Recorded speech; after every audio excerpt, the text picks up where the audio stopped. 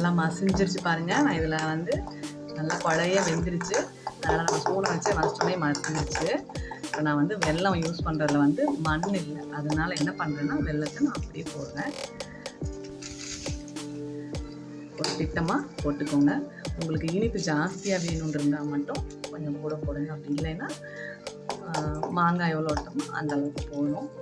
இது வந்து தமிழ் வருஷப்பரப்பனைக்கு செய்கிறோம் அப்படின்னா என்னென்ன இதில் சேர்க்குறோன்னா இனிப்பு, காரம், உப்பு, இந்த மாங்காவோட சின்ன சின்ன தோல்கள் இருக்கும் அதோட துவர்ப்பு, அப்புறமா மெயினாக இன்க்ரீடியன்ட் என்னென்னு பார்த்தீங்கன்னா இந்த வேப்பம்பூ. இது வந்து இந்த சீசனில் தான் பூக்கும். அதனால் இந்த வேப்பம்பூ வந்து கசப்பு. அதுக்காக அறுசுவையுமே வந்து நம்ம உணவில் இருக்கணும் அப்படிங்கிறதுக்காக தான் பண்டைய காலத்தில் இதை வந்து ஒரு சாப்பாட்டு வழிமுறையாகவே கொண்டு வந்தாங்க. வழியாக எல்லோரும் சித்திரை ஒன்றுன்னா இதை செய்யணும், மாங்காய் பச்சடி செய்யணும் அப்படின்ட்டு. ஸோ இதெல்லாமே சேர்ந்து கலந்து வந்துடுச்சு. வெல்லம் கரைஞ்சிருச்சான்னு பார்த்துட்டு கரைஞ்சோடனே இதையுமே உருவி சேர்த்துடலாம். இது கழுகி எடுத்துகிட்டு வந்து வச்சுருக்கேன். உருவி சேர்த்துடலாம். சேர்த்துட்டு நல்லா வாசனையே பார்த்திங்கன்னா கமகமான்னு இருக்கும். அது கூட கொஞ்சமாக நெய் விட்டுக்கோங்க, இன்னும் நல்ல வாசனை வரும். அதுக்கப்புறம் நம்ம தாளிச்சு ஊற்றுவோம். அது தனியாக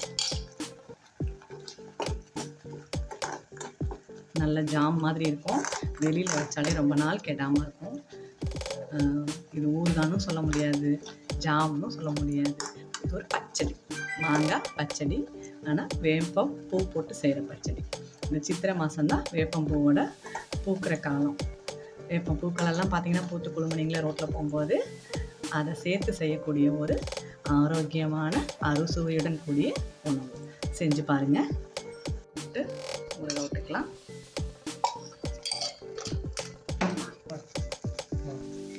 நாலு வெந்தயம், கடுகு, காஞ்ச மிளகாய் கிள்ளி போடுறோம். கருவேப்பிலையை போட்டுக்கலாம்.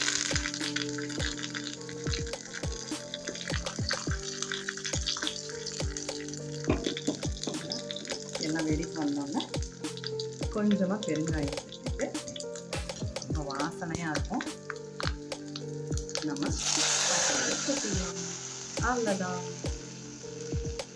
சூடான சுவையான ஆரோக்கியமான வேப்பம்பூ மாங்காய் பச்சடி. எல்லாம் செஞ்சு பார்த்துட்டு கமெண்ட்டில் போடுங்க.